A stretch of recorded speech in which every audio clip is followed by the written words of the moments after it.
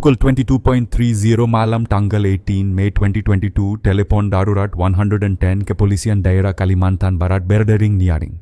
Suara di seberang terdengar terputus-putus bercampur isak tangis histeris seorang gadis muda. Tolong, tolong, keluarga saya. Semuanya sudah mati. Jeritan panik itu membuat petugas jaga segera mencatat alamat di Kecamatan Sungai Kakap, Kabupaten Kubu Raya lalu menggerakkan anggota menuju lokasi. Beberapa menit kemudian mobil patroli bersama aparat kepolisian sektor Sungai Kakap tiba di sebuah rumah kayu besar di tepi kebun kelapa. Pintu depan terkunci rapat, namun ketika didobrak pemandangan mengerikan langsung menyergap. Lampu senter menyorot ruang tamu yang berantakan. Di lantai dua anak laki-laki tergeletak kaku dalam genangan darah, wajah mereka pucat pasi tanpa nyawa. Di kamar tidur utama tubuh Bapak Sutrisno dan istrinya Ibu Siti Aminah ditemukan bersimbah darah dengan luka tusukan di dada dan perut. Bau anyir menyengat menusuk hidung membuat beberapa petugas harus menahan mual. Suasana hening, hanya terdengar suara jangkrik malam bercampur isakan tertahan dari sudut halaman. Di sanalah Anissa Putri sulung berusia 18 tahun duduk meringkuk. Tubuhnya gemetar hebat, mata kosong menatap hampa seperti baru saja keluar dari neraka. Dialah pemilik suara panik di telepon darurat beberapa menit lalu. Dalam sekejap, satu keluarga yang dikenal rukun di lingkungan itu hancur berantakan, menyisakan seorang anak perempuan sebagai saksi hidup tragedi. Pertanyaan besar segera muncul di benak para penyidik, siapa pelaku keji yang tega menghabisi keluarga tanpa kela ini. Mengapa hanya Anissa yang selamat? Misteri itu membuat malam di Sungai Kakap terasa semakin mencekam. Di bawah komando langsung AKBP Bambang Santoso, Kepala Satuan Reserse Kriminal Polda Kalbar, garis polisi dipasang mengelilingi rumah. Setiap sudut disinari lampu senter, setiap benda diperiksa dengan cermat. Namun sejak awal kejanggalan mulai terungkap. Pintu depan tidak menunjukkan tanda-tanda kongkelan. Jendela utuh, lemari dan meja rapi, bahkan brankas kecil di kamar tidak tersentuh. Tidak ada barang berharga yang hilang. Dugaan perampokan pun segera gugur. Motif pelaku jelas bukan harta melainkan niat membunuh. Lebih aneh lagi, permukaan lantai dan gagang pintu terlihat terlalu besi. Ada kilau aneh seolah baru saja dilap tergesa-gesa. Seorang penyidik berbisik, pelakunya bukan hanya dingin tapi juga sangat berhitung. Dia berusaha menghapus jejak. Temuan itu membuat kasus ini semakin membingungkan. Luka pada tubuh korban menambah kengerian. Puluhan tusukan menghujam tanpa ampun. Kekerasan berulang itu menunjukkan pelaku diliputi kebencian besar atau amarah membabi buta. Bagaimana mungkin seseorang tega menghunuskan senjata berkali-kali pada dua anak kecil yang tak berdosa? Sementara itu Anissa tetap terisak dalam dekapan petugas. Wajahnya pucat, tangan bergetar berulang kali. Ia bergumam, kenapa keluarga saya, kenapa harus mereka? Psikolog kepolisian yang didatangkan mencoba menenangkan, namun butuh waktu lama sebelum gadis itu bisa bicara. Setelah sedikit tenang, ia mulai memberikan keterangan awal. Suaranya lirih tapi cukup jelas. Sudah setahun terakhir ia berpacaran dengan seorang pemuda bernama Ardiansyah, 25 tahun. Sore sebelum tragedi, Ardiansyah mengajaknya bertemu di sebuah kafe di seberang Sungai Kapuas. Mereka duduk lama hingga lewat jam 10 malam, lalu Anissa pulang. Saat membuka pintu rumah, ia mendapati mimpi buruk itu. Anissa bersikeras bahwa Ardiansyah orang baik, lembut dan tak pernah kasar. Namun penyidik menggali lebih jauh dan sebuah fakta menarik muncul. Seminggu sebelumnya Ardiansyah sempat berkunjung ke rumah Sutrisno untuk berkenalan. Pertemuan itu berakhir tegang. Sutrisno terang-terangan menolak hubungan mereka. Alasannya Ardiansyah belum punya pekerjaan tetap, masa depannya suram. Kalau sudah punya kerja jelas baru bicara lagi, kata Sutrisno waktu itu. Ungkapan itu dianggap menampar harga diri Ardiansyah. Menurut Anissa, sejak hari itu pakarnya jarang menghubungi meski ia tak pernah menyangka akan menyimpan dendam. Namun bagi penyidik detail itu sangat penting. Seseorang yang cintanya ditolak keluarga bisa terdorong balas dendam. Ardiansyah segera masuk daftar terduga utama. Walau belum ada bukti langsung, motifnya tampak jelas: cinta terhalang, harga diri terluka, dan rasa ditolak.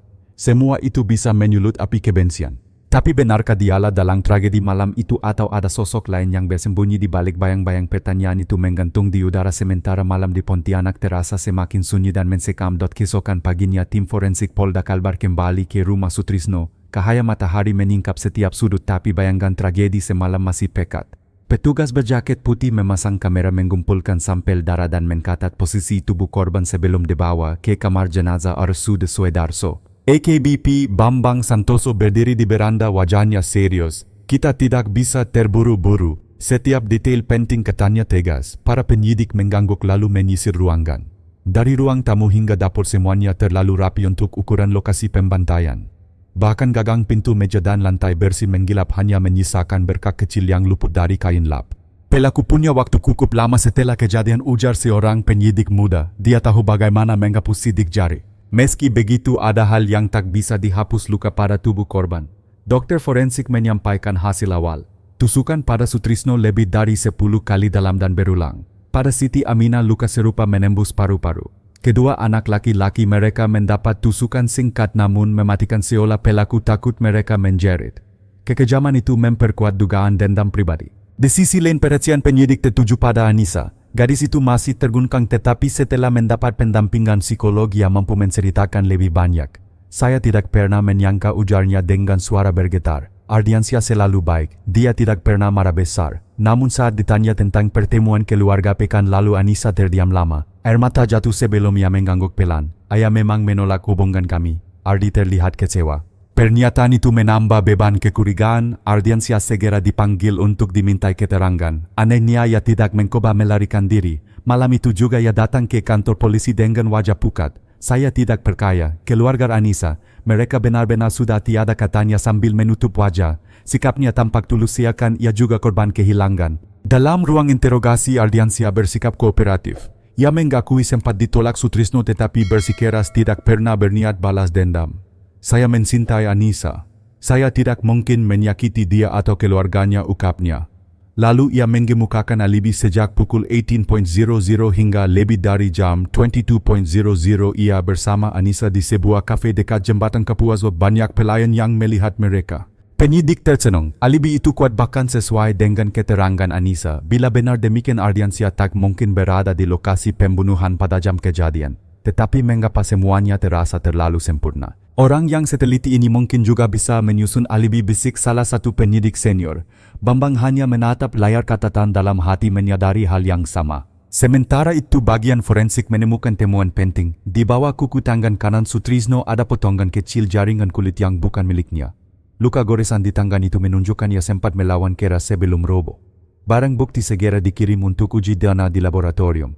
Hasilnya memang butuh waktu, tetapi jelas ini bisa menjadi kunci. Kalau sampel ini kokok dengan Ardiansyah tidak peduli alibinya sekuat apa dia akan terbongkar, ujar dokter forensik. Bambang mengangguk meski tetap berhati-hati. Malam berikutnya, tim penyidik melakukan pengecekan kamera CCTV di sekitar jalur menuju rumah Sutrisno. Pekerjaan itu melelahkan karena banyak kamera kualitas rendah. Namun kesabaran berbuah hasil. Pukul 19.45, sebuah kamera di simpang jalan kecil mereka motor mirip milik Ardiansyah melintas ke arah rumah korban. Gambar memang buram, tapi siluet tubuh dan bentuk motor kokok dengan identitasnya. 45 menit kemudian kamera lain mereka motor serupa melaju cepat ke arah berlawanan. Waktu itu berdekatan dengan perkiraan saat keluarga Sutrisno dibantai. Temuan itu membuat tim penyidik bersemangat. Alibinya mulai retak, kata seorang anggota. Tetapi mereka masih membutuhkan bukti lebih kuat. Semua video dikumpulkan, dianalisis dan diurutkan berdasarkan waktu. Pola perjalanan mulai terbentuk. Ardiansyah sempat meninggalkan Anissa beberapa puluh menit, cukup lama untuk kembali ke rumah korban melakukan kejahatan lalu kembali ke kafe. Kini benang merah mulai terlihat. Alibi yang tampak sempurna justru membuka celah, ada jeda waktu yang tidak bisa dijelaskan. Bambang Santoso menatap layar monitor, matanya tajam. Kalau benar dia pelakunya, dia pikir bisa menipu semua orang dengan alibi ini. Tapi tidak ada kejahatan yang sempurna. Udara malam di Pontianak terasa berat, seakan ikut menyimpan rahasia. Para penyidik tahu permainan baru saja dimulai. Kebenaran sedang menunggu untuk disingkap meski harus melewati lapisan kebohongan yang rumit. Ruang interogasi di Mapolda Kalbar malam itu sunyi. Ardiansyah duduk di kursi besi, wajahnya menunduk, kedua tangan terikat borgol. Di seberangnya AKBP Bambang Santoso dan dua penyidik senior menatapnya dengan tajam. Di meja terdapat berkas laporan, foto-foto hasil olah TKP serta layar kecil yang siap memutar rekaman CCTV. Ardiansyah, suara Bambang terdengar tenang tapi menusuk. Kamu mengatakan dari pukul 6 sore sampai lewat jam 10 malam kamu tidak beranjak dari kafe bersama Anissa. Benar begitu? Ardiansyah mengangguk cepat. Iya pak, banyak pelayan yang melihat. Anissa juga bisa bersaksi. Saya tidak pernah meninggalkan dia. Bambang memberi isyarat.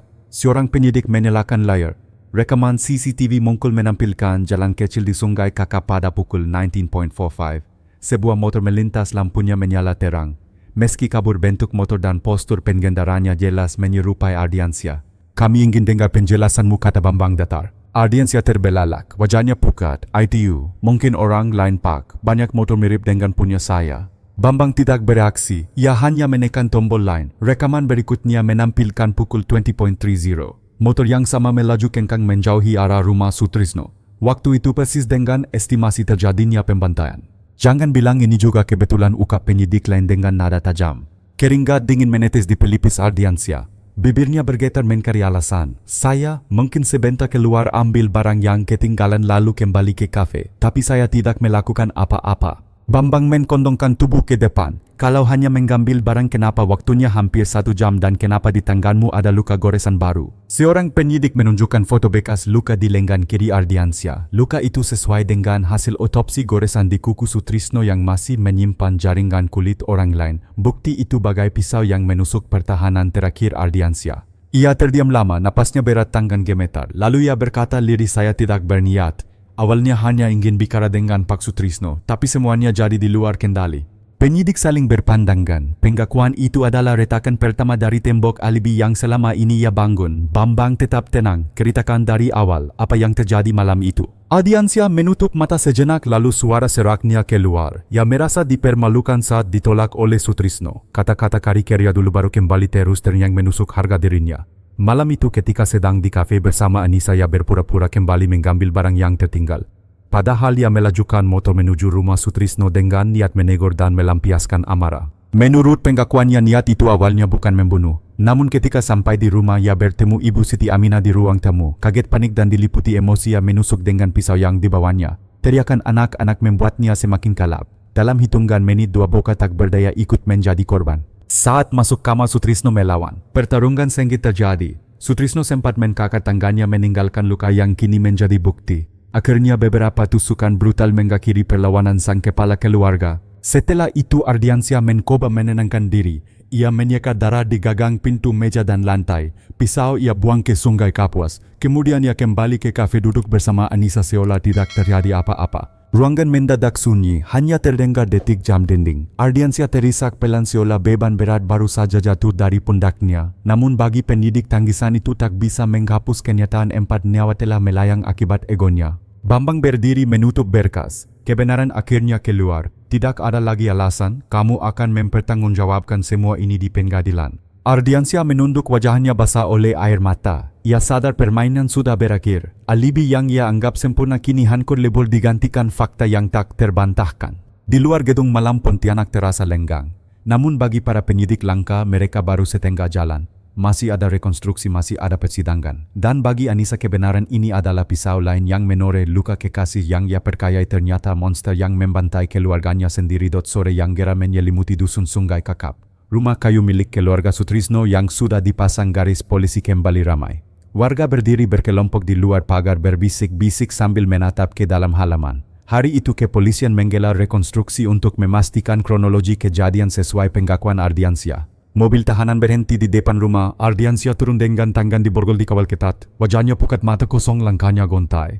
Namun rautnya tetap tenang seolah sudah pasrah. Beberapa warga menahan emosi, ada yang berteriak mencaci, ada pula yang hanya menitikan air mata mengingat nasib tragis keluarga Sutrisno. AKBP Bambang Santoso memimpin jalannya rekonstruksi. Semua sesuai prosedur. Tidak ada yang boleh mendekat kecuali petugas perintahannya. Petugas berseragam berjaga ketat memastikan kerumunan tidak mengganggu proses. Ardiansya dibawa masuk ke rumah. Di sana sudah disiapkan peraga dan properti termasuk replika pisau serta boneka manekin mewakili korban. Dengan suara datar ia mulai memperagakan langkah-langkahnya malam itu.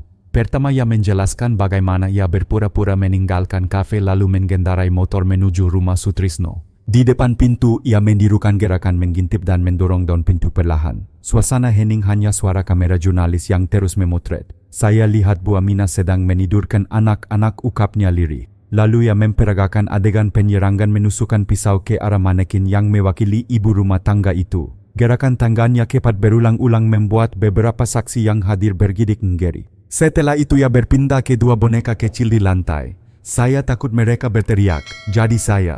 Suaranya terhenti tapi tangannya bergerak menusuk. Warga yang menyaksikan dari luar pagar menutup mulut, beberapa di antaranya menangis. Adegan berlanjut ke kamar tidur. Ardiansya menunjukkan bagaimana Sutrisno melawan. Ia memperagakan gerakan perkelahian sengit, dorongan sekikan hingga kakaran di lengannya. Saat memeragakan momen tusukan terakhir ia terdiam sejenak.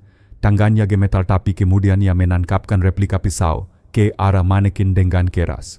Hening panjang menyelimuti ruangan, bahkan para penyidik yang sudah terbiasa dengan kasus keji tampak menahan napas. Di luar rumah isak tangis terdengar. Di antara kerumunan Anissa berdiri dengan wajah pucat. Didampingi petugas ia menyaksikan semua dari kejauhan. Air matanya mengalir deras melihat lelaki yang pernah ia cintai memperagakan cara membantai orang tuanya sendiri. Setelah adegan pembunuhan, Ardiansyah memperlihatkan bagaimana ia membersihkan gagang pintu meja dan lantai. Ia menirukan gerakan menggelap dengan kain. Kemudian ia membuang replika pisau ke arah luar rumah menggambarkan momen saat ia benar-benar menyingkirkan senjata ke Sungai Kapuas. Terakhir ia kembali ke kafe seakan tidak terjadi apa-apa. Rekonstruksi berlangsung hampir 2 jam. Setiap detail dicatat, setiap gerakan difoto dan direkam. Setelah selesai, Bambang Santoso menyatakan proses rekonstruksi ini memperkuat bukti bahwa pengakuan tersangka konsisten dengan temuan forensik dan CCTV. Ardiansyah kemudian digiring kembali ke mobil tahanan. Kerumunan warga makin gaduh. Ada yang berteriak hukum seberat-beratnya, ada pula yang hanya bisa memandang dengan mata penuh benci. Sementara itu Anissa nyaris roboh. Tubuhnya ditopang petugas karena kakinya lemas. Ia menangis tanpa suara menatap rumahnya yang kini bukan lagi tempat kenangan melainkan simbol duka dan pengkhianatan. Bagi gadis itu luka batin mungkin tak akan pernah sembuh. Matahari mulai tenggelam di ufuk barat ketika rombongan polisi meninggalkan lokasi. Suasana dusun masih muram, siekan udara membawa bekas tangisan dan kemarahan. Namun bagi aparat rekonstruksi ini adalah langkah penting menuju persidangan. Bukti semakin lengkap, jalan menuju keadilan makin jelas. Bambang berdiri terakhir sebelum meninggalkan tempat. Ia menatap rumah kayu yang sepi lalu bergumam tidak ada kejahatan yang sempurna. Pada akhirnya kebenaran selalu menemukan jalan. Awal September 2022 ruang sidang utama Pengadilan Negeri Pontianak dipenuhi orang. Kursi-kursi penuh oleh wartawan, mahasiswa hukum hingga warga Sungai Kakap yang ingin menyaksikan jalannya perkara. Di depan foto besar keluarga Sutrisno dipajang Sutrisno, Siti Aminah dan 2 anak laki-lakinya yang tewas malam itu. Suasana hening, hanya bisikan kecil terdengar. Ketika pintu samping terbuka, Ardiansyah digiring masuk dengan pakaian tahanan oranye. Rambutnya kusut, wajahnya pucat namun sorot matanya tetap kosong. Ia duduk di kursi terdakwa menunduk tanpa ekspresi. Di belakang Anissa hadir didampingi kerabat dan petugas. Wajahnya masih pucat, matanya bengkak tapi ia berusaha tegar. Majelis hakim yang dipimpin oleh Hakim Ketua I Gusti Made Wirawan memasuki ruangan. Sidang pun dimulai. Jaksa penuntut umum membacakan dakwaan panjang menjelaskan bagaimana Ardiansyah dengan sengaja merencanakan dan menghabisi 4 nyawa. Perbuatan terdakwa bersifat keji, tidak berkemanusiaan dan menimbulkan keresahan besar di masyarakat, tegas jaksa. Terdakwa bukan hanya membunuh orang dewasa tetapi juga 2 anak kecil yang tidak berdaya. Setiap kata terasa menusuk hati Anissa. Air matanya kembali mengalir tetapi ia menggenggam erat tangannya sendiri mencoba menahan diri. Penasihat hukum Ardiansyah berusaha meringankan. Klien kami bertindak di luar kendali karena tekanan batin dan penolakan keras dari keluarga korban. Ia tidak pernah merencanakan membunuh tetapi terbawa emosi. Namun argumen itu segera dipatahkan jaksa. Bukti CCTV, rekonstruksi dan hasil forensik jelas menunjukkan adanya perencanaan. Ardiansyah sengaja membuat alibi dengan mengajak Anissa ke kafe lalu meninggalkannya untuk kembali ke rumah korban. Ia membawa pisau menunggu waktu dan setelah kejadian ia dengan tenang menghapus jejak. Ini bukan tindakan spontan melainkan rencana terukur, ujar jaksa. Setelah pembacaan dakwaan, hakim memberi kesempatan kepada Ardiansyah untuk berbicara. Ia berdiri, tubuhnya gemetar. Saya menyesal. Saya tidak tahu apa yang merasuki saya malam itu. Saya hanya merasa harga diri saya diinjak-injak. Saya mencintai Anissa tapi ditolak. Saya kehilangan kendali. Suara isak terdengar dari bangku pengunjung. Beberapa warga menggelengkan kepala, tidak percaya bagaimana seseorang bisa mengatasnamakan cinta untuk membantai keluarga yang tak bersalah. Sidang berlanjut dengan menghadirkan saksi ahli forensik. Dokter menjelaskan, luka-luka pada korban menegaskan bahwa tusukan dilakukan berulang kali dengan tenaga besar. Pelaku jelas berada dalam kondisi marah atau benci mendalam, kata dokter.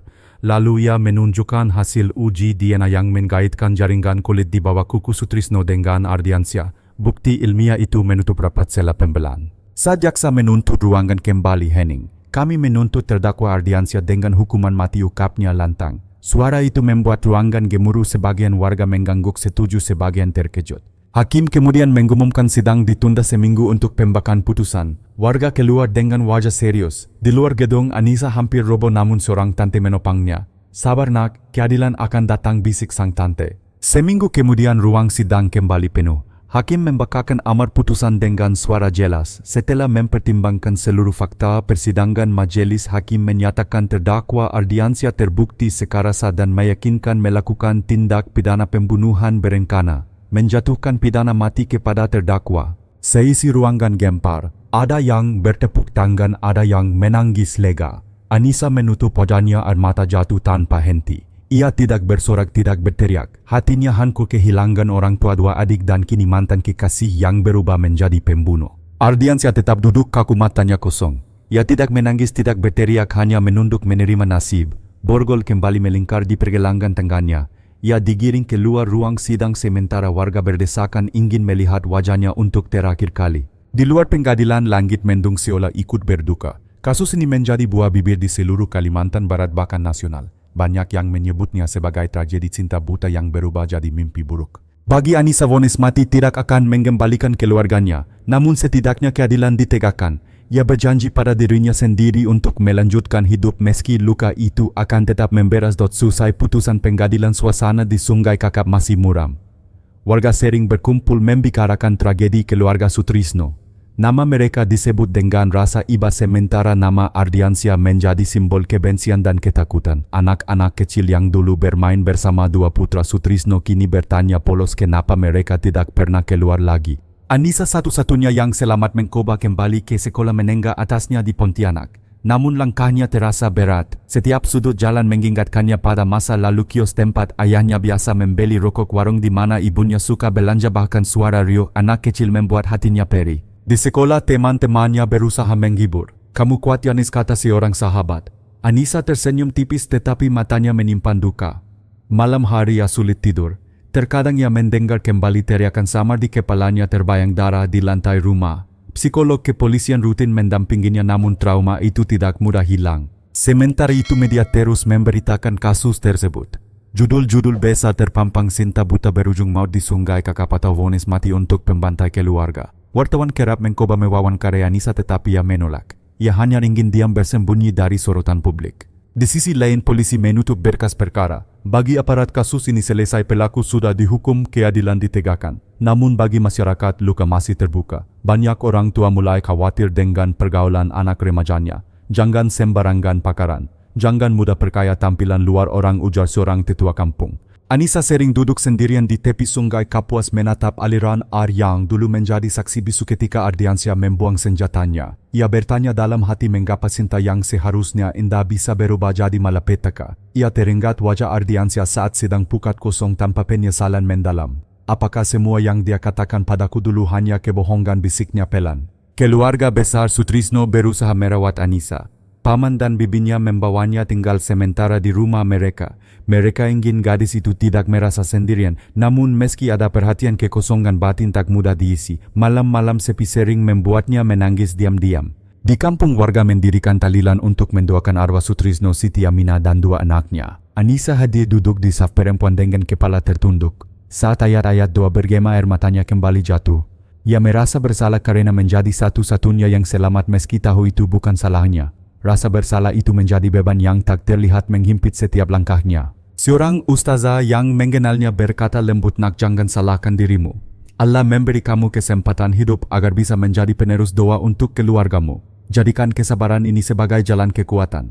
Kata-kata itu sedikit memberi ketenangan meski luka masih dalam. Di luar Pontianak, kasus ini menjadi peringatan nasional. Banyak seminar dan diskusi membahas bahaya hubungan tidak sehat, bagaimana tekanan sosial dan ego bisa berubah menjadi kekerasan. Para psikolog menekankan pentingnya komunikasi keluarga dan pendidikan emosional bagi anak muda. Bagi Anissa, semua itu terdengar jauh. Yang ia rasakan hanyalah kehilangan. Ia tidak lagi punya ayah yang menasehati, ibu yang memeluk, atau adik-adik yang mengajaknya berkanda. Hidupnya berubah selamanya hanya dalam satu malam. Malam-malam tertentu ia bermimpi buruk. Ardiansyah menggetuk pintu, darah berkukuran, suara adiknya menjerit minta tolong. Ia terbangun dengan keringat dingin lalu menangis hingga tertidur lagi. Namun di balik kepedihan ada tekad perlahan tumbuh. Anissa berjanji pada dirinya bahwa ia harus bertahan. Ia ingin melanjutkan sekolah, ingin membuktikan bahwa tragedi ini tidak memutus masa depannya.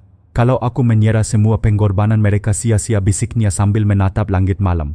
Di sungai kakap rumah kayu keluarga Sutrisno tetap kosong. Garis polisi sudah dilepas tapi tak seorang pun berani menempati. Rumah itu menjadi monumen bisu tragedi. Warga yang lewat sering merapatkan langkah seakan masih bisa mendengar gema tangisan di dalamnya.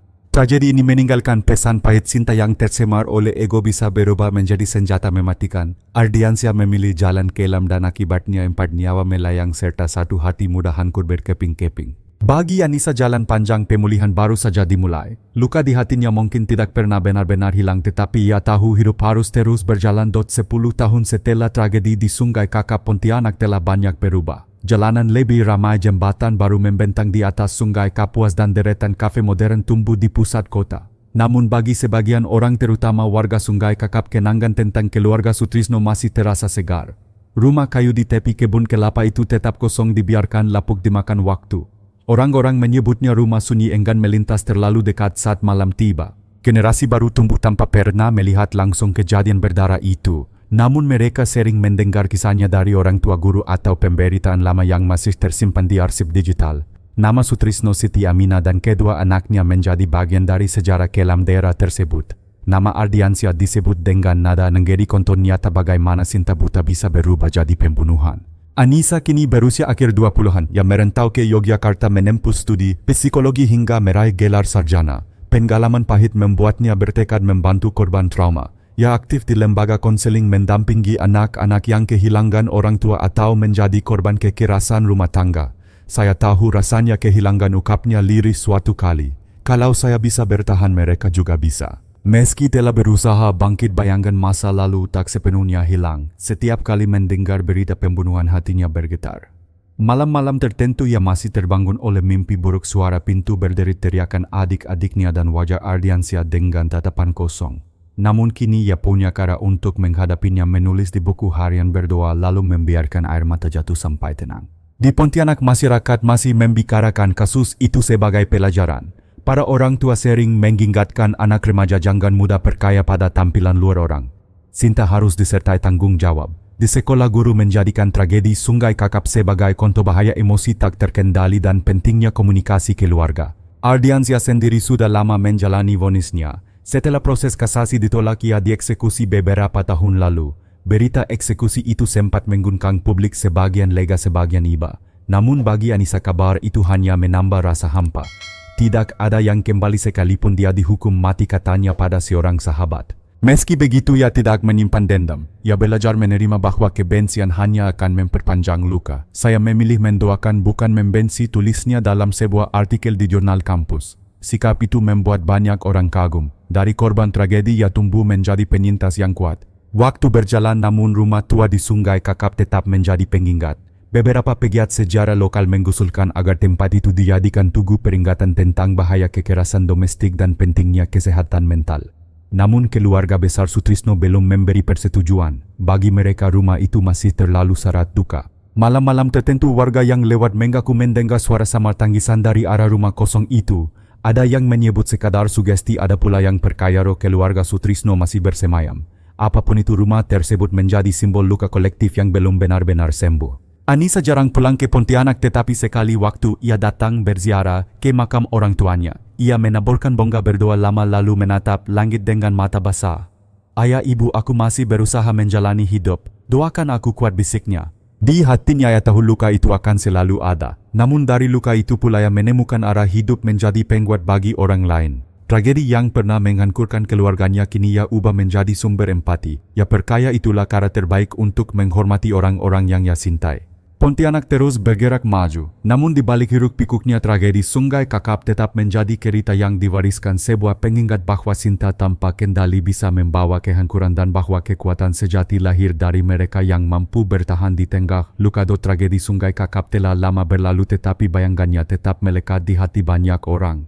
Bagi sebagian warga, kasus itu hanyalah berita kriminal yang pernah mengguncang Kalimantan Barat. Namun bagi Anissa, tragedi itu adalah luka seumur hidup. Ia kehilangan seluruh keluarga dalam satu malam dan harus menata kembali hidup dari titik nol.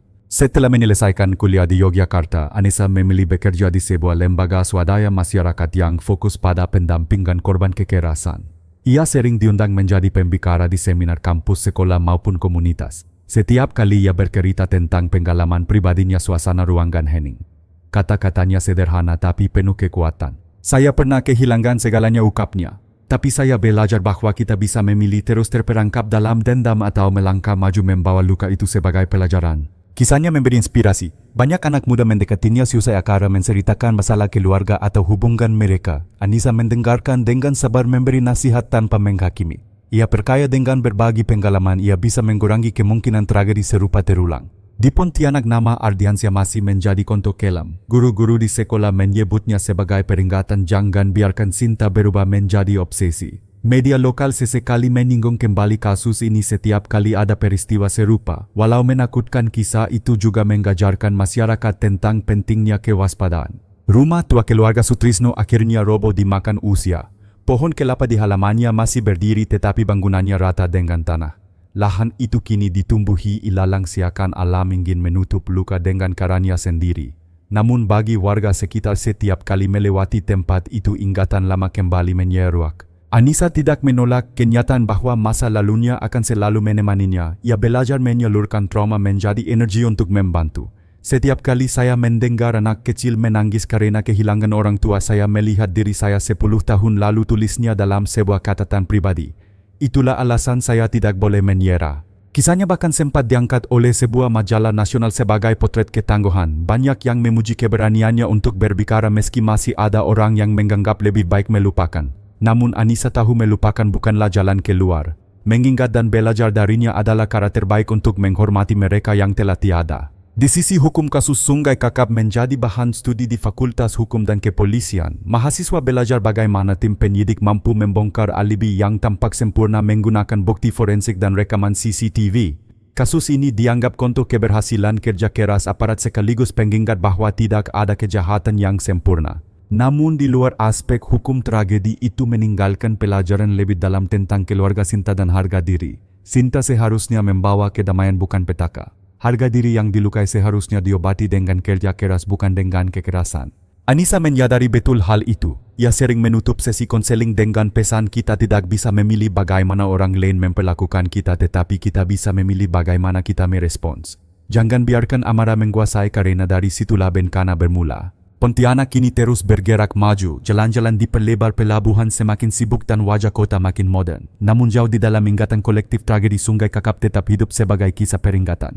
Kisah tentang seorang pemuda yang kehilangan kendali, tentang sebuah keluarga yang menjadi korban, dan tentang seorang gadis yang bertahan di tengah kehancuran. Malam-malam tertentu ketika Anissa menatap bintang di langit Yogyakarta, ia masih berbicara dalam hati kepada ayah, ibu dan adik-adiknya. Ia mendoakan mereka dengan lirih lalu menutup mata dengan keyakinan walau hidupnya penuh luka, ia telah menemukan tujuan. Dari reruntuhan tragedi ia bangkit menjadi pelita kecil bagi orang lain.